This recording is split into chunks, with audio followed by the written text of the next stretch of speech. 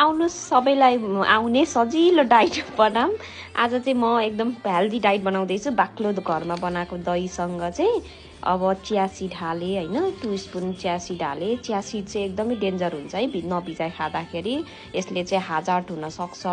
त्यो भएको कारणले चाहिँ मजाले भिजाउनु पर्छ।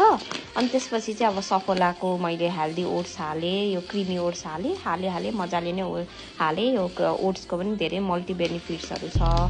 अनि त्यसपछि चाहिँ अब मैले अब आफूसँग भएको के छ त भेजिटेबल्स पनि हालेँ। पहिला त्योभन्दा अगाडि मैले यो मजाले मिक्स गरेँ, घोलेँ।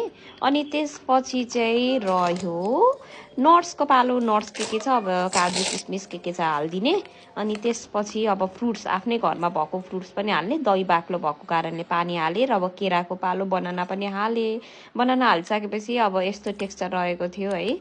अब यस्तो टेक्सचर रहे पनि अब मैले चाहिँ अहिले खाइनै भर्खर भिजाउनु पर्छ नि त। अनि ज्यागरीको पालो, ज्यागरी भयो। ज्यागरीपछि प्रोटिन पाउडरहरू आफूसँग के छ घरमै बनाएको प्रोटिन पाउडर हो यो। अनि त्यसपछि अलिकति मैले चाहिँ रक साल्ट पनि हालेँ।